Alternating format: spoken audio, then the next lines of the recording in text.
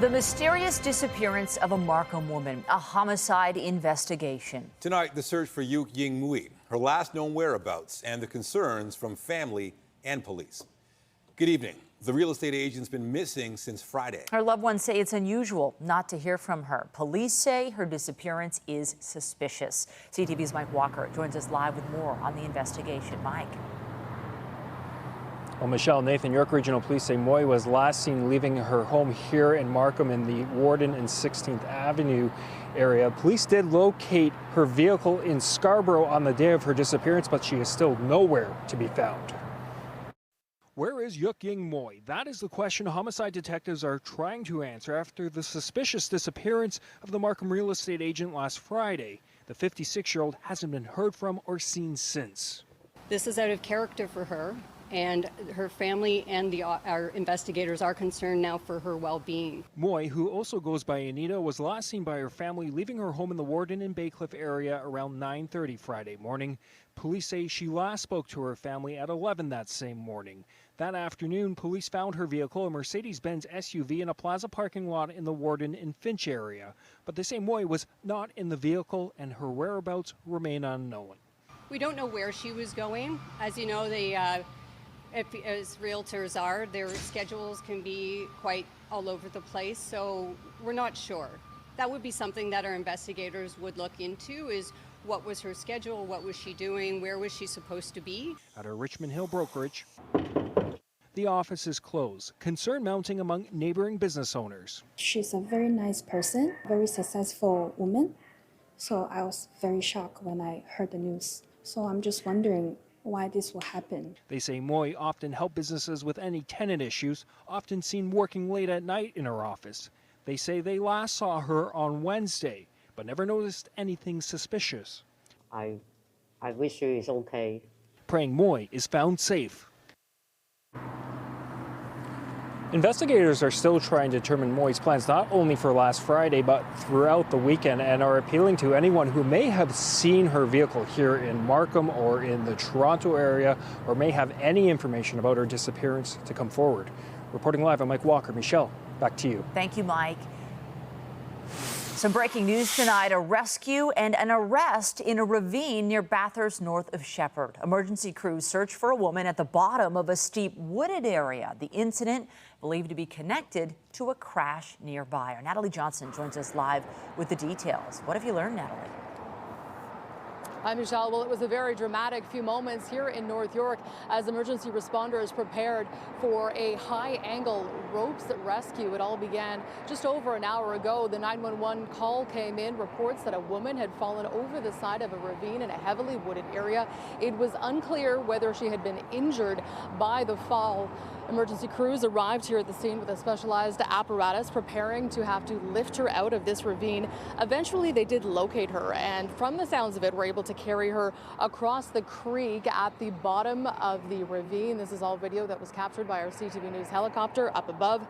As it turns out, this woman had fled a nearby crash, according to police. It is alleged that she was trying to run away from the scene of that collision when she either went down or fell down the ravine, potentially getting stuck.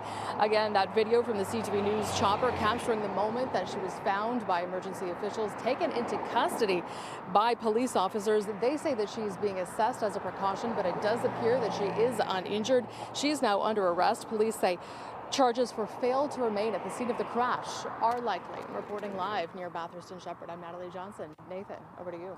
Thank you, Natalie. We turn to gunfire captured on security camera. Multiple shots fired at a home in Markham. Gunfire captured on security camera. Multiple shots fired at a home in Markham. No injuries reported, but the residents with people inside targeted, and not for the first time. CTV's Janice Golding joins us live with all the details. Janice. Hi, Nathan. Yes, York Regional Police are asking for the public's help after a home here in the Brimley Road and 14th Avenue area of Markham was targeted several times over the last few weeks.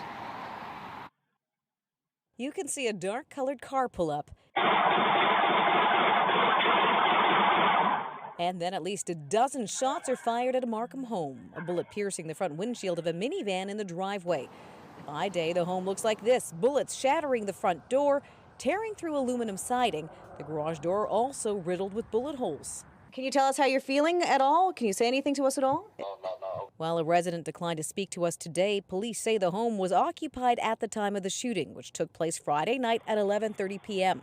And this wasn't the first time the home has been targeted in the last few weeks. This is the second time the residence was shot at. However, it is the third incident overall that the house has been targeted. Previous incident was also an arson, but shootings have occurred twice toward the residence now. The first time the home was shot up was on July 18th at 3:42 a.m. Again, multiple shots were fired toward the home, this time from a light-colored vehicle. Police say the shots were fired from the rear of the car. And then at 1:45 a.m. 3 days later, a surveillance camera recorded a suspect pouring a flammable liquid on a vehicle in the driveway before lighting it on fire. The canister he was using also caught fire, and you can see him dropping it at the base of a tree. Today, the driveway and the tree are still scorched and damaged. We saw a whole lot of cops here. Neighbors we spoke to today say the repeated targeting of the home is very alarming. It's awful that especially this is a nice neighborhood. We're worried about safety. It was a beautiful area, very quiet and no problem. The suspect in the arson was captured on camera. He was wearing a black Adidas hoodie with white markings, a black face mask, and red gloves. And police are looking for any home surveillance or dash cam video people in the area may have collected. They're also asking anyone who has any information to contact the Criminal Investigations Bureau at 5 Division, or if you want to remain anonymous, Crime Stoppers. Reporting live from Janice Golding. Now back to Michelle. Thank you, Janice. There were tense moments at Toronto City Hall today. Police were called to investigate reports of a suspicious package early this afternoon. Officers converged in the area and closed Bay Street between Dundas and Queen to investigate. You can see there the explosive disposal unit was brought in. However, police confirmed a short time later that no package was located. Roads were reopened and normal operations resumed at City Hall. Also tonight, au revoir Paris, hello home. Canadian Olympians touch down in Toronto after an experience they'll never forget. We catch up with our athletes at the airport in just a few minutes. But first, a peek outside. Quite a cloudy start to the day, but look at that. We're seeing some blue sky. Things have cleared up a little, making for a lovely evening weather-wise. Jessica Smith is here with a look at the current conditions. Are we through with the potential for wet weather? For the most part, the GTA, the downtown core, finished. If you're a little further east of the city, still watching for the chance of a pop-up shower, but it really has turned into a lovely second half of our day. Wind direction playing a really big role. A more northwesterly and then northerly flow to the wind really helped cut out a lot of the heat and humidity, but it did spark some midday pop-up showers. Temperature-wise, it's a noticeably fresher day. It's not cool, it's not cold, it's just a little fresher. We are dealing with a humidex, but it's not nearly as extreme as we've been seeing over the past few weeks. As we get in towards the islands through Pearson, between 21, 24, feeling like 27 tonight, 16, very, very seasonal. As we head into the middle of the week, it gets sunnier and it gets warmer. Coming up, we'll have a full look at your long range forecast, including a little more rain in the long range. But right now, it's back over to Michelle and Nathan. Thanks, Jess. There are calls tonight for action to ease the often painful price at the pump. The Canadian Taxpayers Federation pushing the province to extend a freeze on gas taxes beyond the end of the year. CTV's John Musselman joins us live with all the details. John. Well, Nathan, as you'll remember, the government brought in these tax cuts, gas tax cuts 2 years ago. They have been extended 3 times. Taxpayers Federation is saying they wanted to extend it again. The Canadian Taxpayers Federation says Ontario's gas tax cut has saved families nearly $900 over the 2 years it's been in place. Now it's calling on the provincial government to make it permanent. And if you add up the taxes throughout the year for the typical 2-car family, they're paying $2,000 a year in gas taxes. The tax cut was first announced in 2022. It has been extended 3 times. Motorists we talked to want the cut extended. It cost me a lot of money to fill my tank, so it would definitely be nice if it was lower. I mean, like, I'm of course a 24-year-old that's trying to make it into my own house apparently, or one day. So if I need to do that, I need to at least afford gas first. I feel like I'm paying like more than should I pay. I see the prices in the United States. It's completely different. Here's a look at the numbers from the Federation report. Taxes make up 34% of the pump price in Ontario. That works out to 56 cents per litre. The average tax on a 64-litre fill-up is nearly $36. We have to pay for what we have, right? Price of gas is through the roof everywhere, so it's not great. A spokesperson for the Minister of Finance wouldn't comment on an extension on that gas cut, saying only that, quote, we continue to be a government that cuts taxes and fees for the people of Ontario. The Nonprofit Taxpayers Association is calling on the federal government to get rid of the carbon tax as well. The carbon tax's days are numbered, and I think people know that because it's such a problem for affordability for working families. Still, the latest federal data published in June shows that the carbon tax is expected to result in the reduction of 78 million tons worth of greenhouse gas emissions by 2030. And the current extension on the gas tax cut will be the end of the year. There's still been no word from the government whether they will continue to extend it. Reporting live, I'm John Mussum, and I'll send it back to you. All right, thank you, John. Some precious cargo aboard this Air Canada plane arriving at Pearson Airport this afternoon. Fresh off their record-setting performance in Paris, Canada's Olympic athletes are returning home, and with them, an impressive medal count. CTV's Sean Leathong was among the crowd to greet them, and he joins us live with what members of the team had to say about the games. I'm sure it's been a great day to be at the airport. It's been a lot of fun, Michelle and Nathan, and 27 medals is that actual number, that record total you were talking about, and a few of them were here today. They came off the plane to a hero's welcome. The first one was, in fact, Canadian flag bearer Summer McIntosh. She was talking about the memories of the closing ceremonies after that incredible Olympics where she won 3 gold medals and 1 silver medal. But many people coming off were also experiencing their first Olympics that they'd ever been to. Some young athletes talking about just the sheer awe they were in at the height of this event, and the fact that so many Canadians were just there to cheer them on, people who may not know them, and just getting that feeling that the entire country was behind them. So they were sharing some of their best memories of the Olympics, and we'll start with the Canadian flag bearer, Summer McIntosh. I don't think I've ever been on the floor of a stadium that big before. I mean, I think for swimming it was 14,000 people, but that was like 75,000, so it's just a whole different level, and to see all those people up there was absolutely incredible. I mean, I tried to spot my dad, but I definitely could not find him. Super cool, but it's just a lot happening at once. Try to see Paris a little bit outside the village, but also stuff like media, and then just like the stuff like for the games, like closing ceremonies and stuff. So it was definitely fun, but definitely looking forward to chilling out now. I think one of those moments for me was closing. Canada was one of the first teams to walk out, and we were just running, screaming, cheering. It was so cool. Seeing my family in the stands, after the race, I got to go see them because my first Olympics was Tokyo. You know, there was no spectators, no fans. So to have them there, live right in front of me, and to be able to go up and hug them in person after the race was special for me. You know, the whole country supports and cheers everybody on, and I mean, people, they may not know you personally, but they'll still come out and watch you run. It just kind of shows the support from the country, everybody's behind us. And being able to go to closing, being able to do things like this, and being able to feel the support and recognition was something we missed out in Tokyo. So to be able to do it now is really nice, and I think it may be overwhelming at times, but I think we all are, soaking it up. And many of the athletes are talking about now the events are over. They can talk about things that they want to do, like go to Harvey's. Members of the 4x100 relay team were talking about how they wanted to go to Moxie's for a brownie. They wanted to get an ice cap, things they can do just to relax and be with family and have fun now that the games are over. Reporting live, I'm Sean Leathong. Nathan, I'll send it back to you. All right, thank you, Sean. All sounds like fun. Well, yes, Canada is reveling in Olympic success.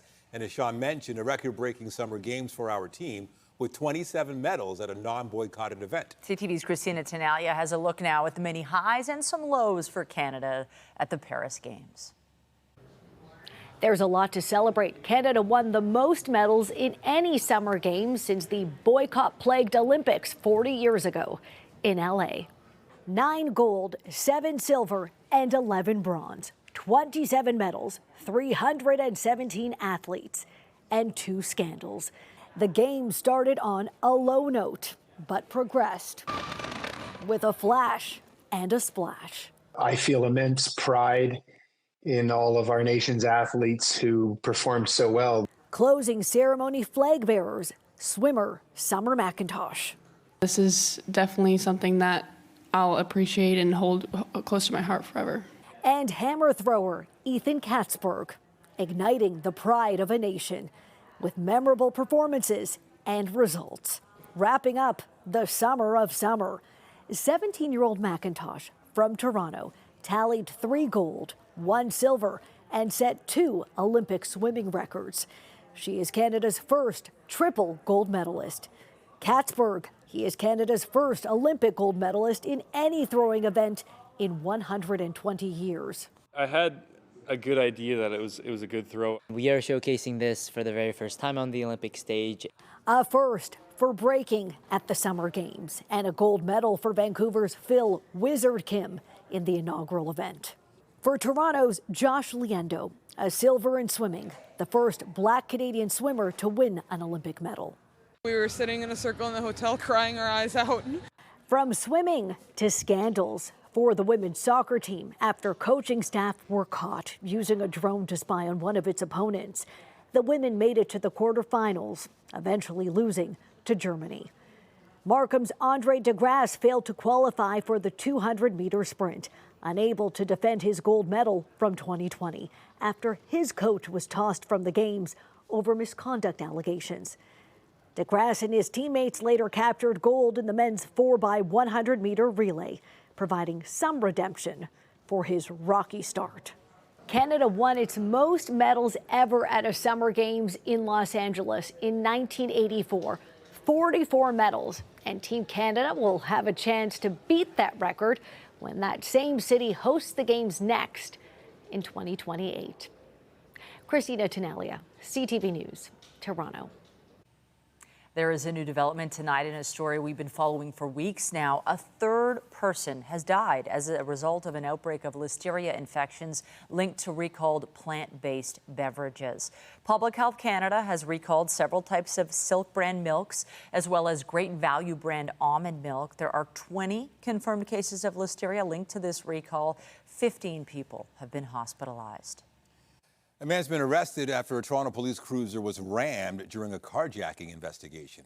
It happened just after 4 yesterday near Jane and Stanley, north of Shepherd. Police say an officer located a stolen vehicle in the area, and shortly after, the suspect vehicle hit a cruiser. The officer was taken to hospital with minor injuries. A 21-year-old man was arrested and faces multiple charges. Investigators are also looking for another suspect who was last seen wearing a black shirt and blue shorts. Anyone with information is asked to come forward. We turn to allegations of mistreatment at a provincial jail. Revenge, inmates say, for an assault on a guard last year. Now, inmates at the Maplehurst Correctional Complex in Milton have launched a legal action.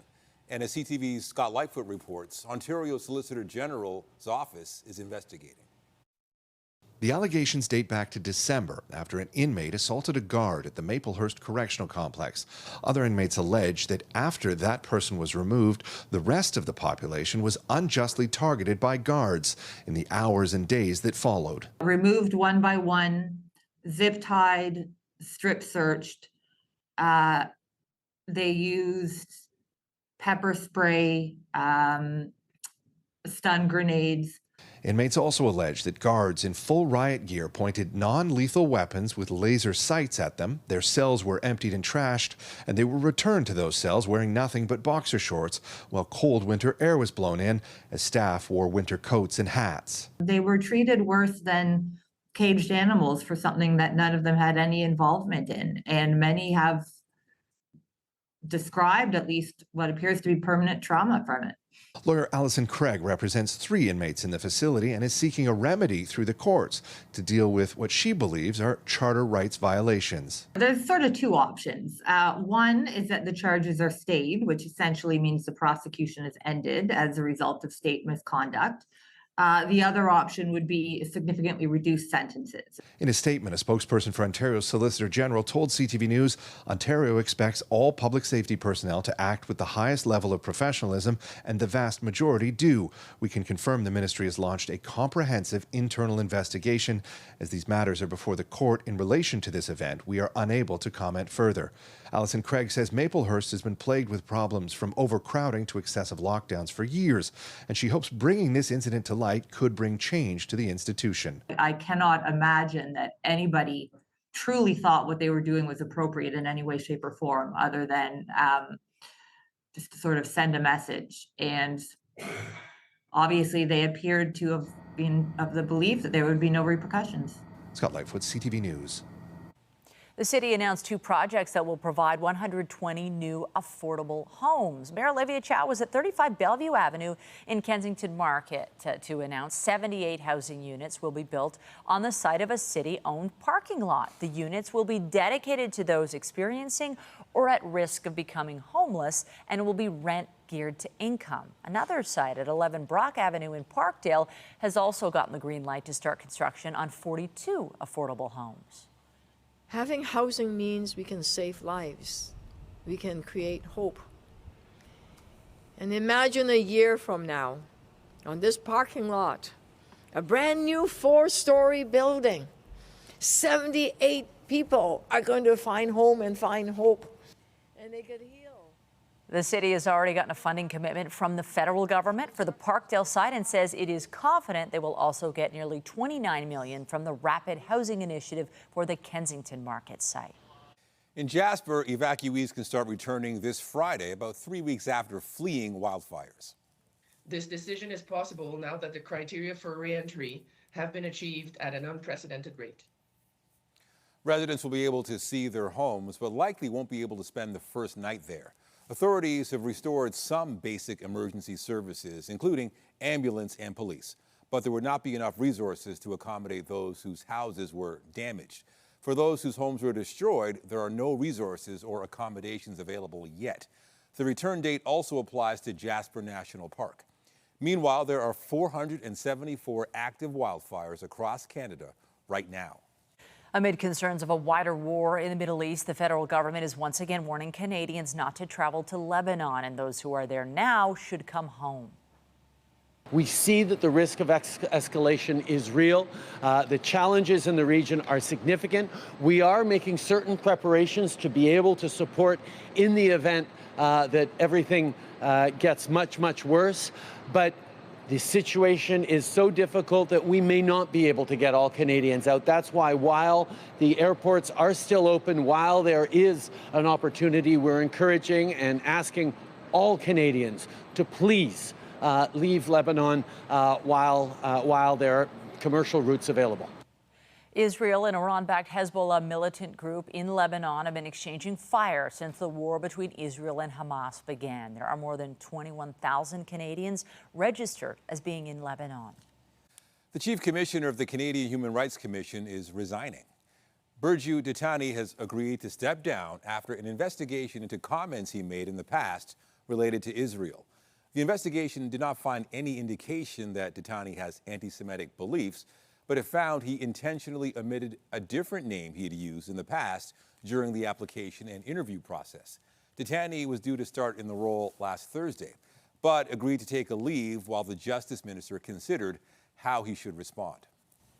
Thousands of Russians are fleeing towns near the border with Ukraine after Kyiv launched a lightning advance into enemy territory. Today's move comes just days after the biggest incursion into Russia since Vladimir Putin launched his invasion of Ukraine, and he's vowing revenge. CTV's Mike Couture has the details. Ukrainian troops have advanced 30 kilometers into Russian territories. It's one of the deepest incursions those forces have made since Russia first invaded Ukraine 2.5 years ago. Video shows a Ukrainian soldier wiping his combat boots on a Russian flag, while others hang their flag on a building in the Kursk region. In his nightly address, President Volodymyr Zelensky had a dire warning for the Russian president. Russia has brought war to others, and now it's coming home, Zelensky said. Hours earlier, the Ukrainian president was briefed by his officials on the incursion. Ukrainian troops now control 1,000 square kilometers of the Russian region bordering Ukraine. 200 kilometers southeast of Kursk, Russian civilians arrive in Belgrade. These are people forced to move from border regions as Ukrainian forces continue their push into Russia. Russian forces were said to be caught off guard by the incursion, with most of their troops committed to the Donetsk region. President Vladimir Putin called Ukraine's move a provocation. The West is fighting us with the hands of Ukrainians, Putin told his top officials, claiming it's a way to improve Ukraine's negotiating position. I think it's really something that Zelensky thought of from a strategic move to keep the war in the minds of the West and to show the people of his own country that he can do something damaging to the Russians. As Ukraine starts to take Russian territory, the U.S. says it's deeply concerned by reports that Iran is planning to deliver hundreds of ballistic missiles to Russia. A State Department deputy spokesperson says that type of move would represent a dramatic escalation. Mike Lecouteur, CTV News, Ottawa. Greece's worst wildfire so far this year spread into the suburbs of Athens today. Hundreds of people were forced to flee the blaze that is burning out of control for a second day. The flames were fanned by gale-force winds that pushed it from the wooded hills north of the city. It's now threatening apartments, schools, and businesses. More than 700 firefighters backed by volunteers are battling the wildfire. Greece has also called for assistance from fellow European Union members. The European Space Agency is getting ready to use a clever physics trick to power its journey to Jupiter. Next Monday, an ESA spacecraft will use the gravitational pull of the moon and Earth in the first such maneuver. It will fly by the moon using our celestial neighbor's gravity to correct its course towards Earth. The next day, it will also use Earth's gravitational pull to decelerate and change its trajectory to head towards Venus. The craft will then use the planet's gravity along with further flybys of Earth to slingshot it towards Jupiter. The mission there is to investigate the planet's icy moons. Coming up, taking care of those who take care of us. A new report raises concerns about the morale of healthcare workers and its impact on patient care. And I'm Pat Foran. Coming up on Consumer Alert, if you own a condo, you pay maintenance fees to look after the costs of running the building. But in the event of a major repair, you may also have to pay a special assessment. A woman is shocked she has to pay an extra $40,000 for windows. I'll have my reports just ahead. It was a fairly seasonal day in southern Ontario. A lot of the heat focused to the north, and they're looking at some heat warnings there. Different story for us here in the south and in the GTA, but it does get warmer midweek. Coming up, I'll have a full look at your long-range forecast. And stay with us. We have another full night of great shows for you right here on CTV.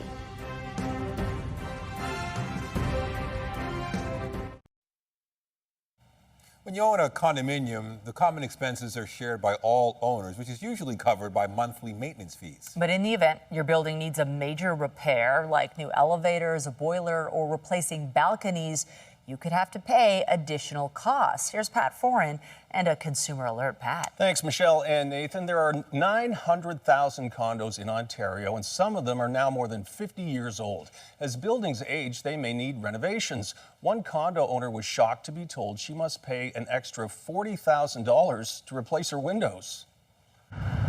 The two condominium buildings that make up Guildwood Terrace in Scarborough are currently undergoing a major renovation. All the windows on the 33-year-old buildings are being replaced. So all of these windows have to be replaced, and the ones in the kitchen. Bonnie Jones bought a unit here 5 years ago. Her maintenance fees are about $1,000 a month, which is why she was shocked to be told she would have to pay a special assessment of $40,000 to replace her windows. Did you know anything about special assessments that this could happen? No, I had no idea. Some windows in the building have been leaking for years. The board said it had various meetings with owners and paid for an engineering study which recommended. The morale of Ontario's healthcare workers is deteriorating. That's the conclusion of a report released at Queen's Park this morning. We heard about the daily fear hospital workers felt going to work and being unable to perform the duties of caring for their patients because of understaffing. And several said they just wanted to quit. In other words, this study found that our cherished public health care system is in serious trouble. The peer-reviewed study by CUPE and the Ontario Council of Hospital Unions says an intensifying staffing crisis is affecting patient care. and impacting the well-being of hospital workers. You think it can't get any worse, and it just got worse. I was going through increasing panic attacks before work, crying before I got out of the car. I loved going to work when I first started. Now, I dread it. Seeing the system, the way it is, I'm getting scared to get sick myself. Do I really want to come to my own facility? The exterior looks fine, but on the inside, everything's falling apart. CUPE says Ontario has the fewest hospital beds and staff of any province in Canada and any country with a developed economy. Ontario NDP leader Marit Stiles is calling on the Ford government to make childcare a priority. Stiles joined parents, advocates and workers at a childcare centre in Scarborough this morning. Stiles is demanding the province release its funding formula for $10 a day childcare. She's also calling on the government to work with providers to simplify that formula and give families certainty when it comes to childcare. Over the past few years, it's become nearly impossible to find a childcare spot. Families all across our province, including right here in Scarborough, are stuck on nerve-wracking and never-ending wait lists, losing their daycare spots or having to take 2 to 3 buses to the next available facility. It's a mess. We need a realistic funding formula for adequate, sustained funding that recognizes the actual operating costs of high-quality childcare. In May, the province announced it would implement a new way of funding the national $10 a day program, but no details have been released. A film inspired by real Canadian stories came out today. I'm sorry, but a party is no reason to brave this storm. Oh, Shane, you've been in the woods for far too long, my friend. The Last Timbit follows a group of strangers who wait out the snowstorm of the decade in a Tim Hortons.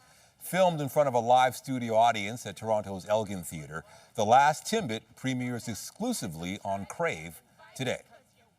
This was a really exciting project. Tim Hortons wanted to celebrate their 60th anniversary and thought a musical would be a great way to do it. And we put together a wonderful team, writers Britta and Annika Johnson, Nick Green, to write a story inspired by true events about a group of Canadians snowed in during a blizzard. But this is a story about a really interesting group of people. Everybody's looking for connection. There's a mother and teenage daughter at the center of it that are experiencing some tension. There's a competition to pass the time. That's where we get the name of the show, The Last Timbit. And it's really funny. And there's great humor, great songs, but there's also a real heart to it. The musical is inspired by a 2010 blizzard in Ontario that left a group of people from different walks of life stranded in a Tim's restaurant. New Kids on the Block returned to Toronto this weekend, offering fans a nostalgic trip back to the 90s.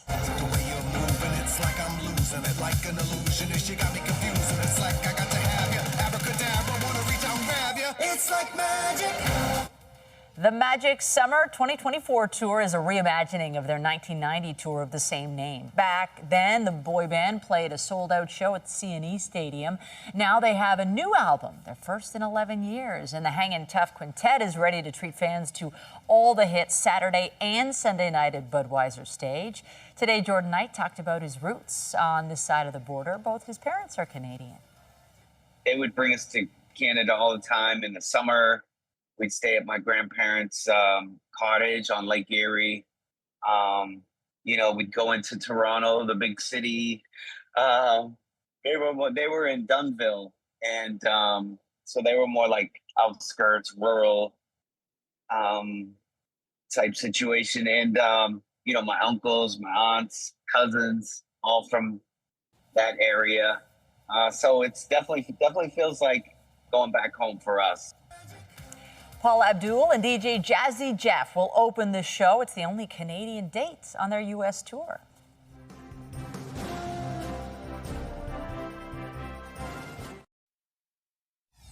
This is out of character for her, and her family and our investigators are concerned now for her well-being. Updating our top stories, police are working to get information on the whereabouts of Yuk-Ying Mui. The Markham real estate agent has not been seen since last Friday. This is the second time the residence was shot at. However, it is the third incident overall that the house has been targeted. Previous incident was also an arson, but shootings have occurred twice toward the residence now. Shots were fired at a Markham home Friday night. People were inside, but fortunately no one was hurt. If you add up the taxes throughout the year for the typical two-car family, they're paying $2,000 a year in gas taxes. The Canadian Taxpayers Federation wants the province to extend a freeze on gas taxes before the end of the, or beyond the end of the year. It says the tax cut has saved families nearly $900 over the 2 years that it's been in place. Remember to keep up to date day and night through our website, ctvnewstoronto.ca. A big business deal for a Canadian bank. BNN Bloomberg's Paul Bagnall has the details. Bank of Nova Scotia has made a big acquisition in the United States. Scotiabank has agreed to buy almost 15% of KeyCorp, a regional bank headquartered in Cleveland, Ohio, with about 1,000 branches across much of the northern United States. Scotia will pay $2.8 billion US for the stake in KeyCorp. Most of Bank of Nova Scotia's non-Canadian operations are in Latin America. Scotiabank stock fell by about 3.5% today. Let's take a look at some key market numbers for today. The Canadian dollar traded down slightly to 72.76 cents US. West Texas Intermediate crude oil rose by $3.22 US to $80.06 per barrel. And the price of Western Canadian Select, that's the Canadian grade of heavy oil, rose by 45 cents US to $62.16 US per barrel. As for stock markets, the S&P TSX Composite Index in Toronto climbed by almost 88 points to 22,398, almost 99 points. And that's the latest in business. I'm Paul Bagnall at BNN Bloomberg. The Business Report is brought to you by Canadian Western Bank, the bank built for business. The Toronto Blue Jays are on a road trip tonight as they start a 3-game set with the Los Angeles Angels. Swinging a drive. Get up, Paul. Get up, ball. Get out of here. And gone. Toronto's coming off a split of a 6-game homestand in which they took 2 of 3 against Baltimore before dropping the series to Oakland. Bowden Francis is set to start for Toronto tonight. Davis Daniel is expected to get the ball for the Angels. To tennis, and Jessica Pegula goes for back-to-back National Bank Open titles tonight at York University. The tournament's third seed takes on fellow American Amanda Anisimova in the women's singles final at Sobeys Stadium. 30-year-old Pegula won the WTA 1000 event in Montreal last year.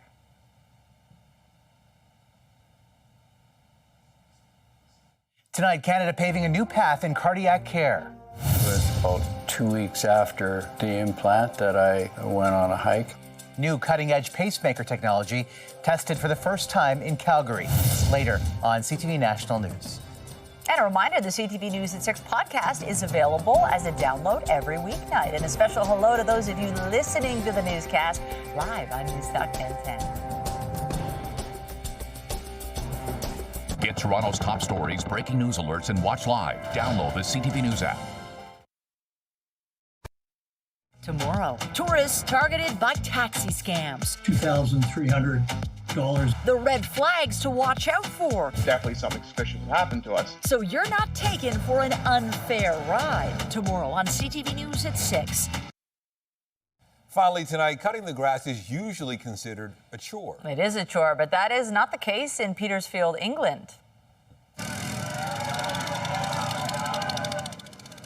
Rolling. Dozens of drivers took part in a lawnmower marathon over the weekend. They sped around a track at speeds of up to 80 kilometers per hour in a race that lasted 12 hours. Can you imagine? Apparently this event dates back to the 70s, and the proceeds were donated to a prostate cancer charity. Like fun, but not an Olympic sport. Not yet. Not quite. Not yet. Not Ever. yet. Hopefully not ever. I'm just saying, anything's possible. But no Olympic sports going on here right now. We're just holding on to fantastic weather as we head in towards the end of our day. So a gold medal forecast, if I like to say so myself. Temperature-wise, it is a little fresher, so maybe easier for getting outside and getting active. All that spotty shower activity has moved its way out, and we are looking at a pretty nice night ahead of us. Now, temperature-wise, we're sitting still in the mid-20s, feeling into the upper 20s, so it's comfortable out there. As we head into the next few days, we will see high pressure really start to settle in, clear things out, and we do warm up pretty nicely. It's very seasonal as we head into our Tuesday, and then as we go through the rest of the week, we hold on to a decent amount of heat. We are watching for some unsettled weather Saturday, Sunday, Monday, but it is not a wash by any means. So it's a good thing to keep the umbrella handy if you have outdoor plans, but the rest of the week is looking pretty spectacular. And as we know, that could change. You never know. Thank you, Jess. Be sure to join Omar Sechedina tonight at 11 for CTV National News, followed by Raheem Ladani with your next local newscast at 11:30. In the meantime, our coverage continues anytime on CP24 and online at ctvnewstoronto.ca. For Jessica Smith and the whole team here at CTV News, thanks for watching and have a great night.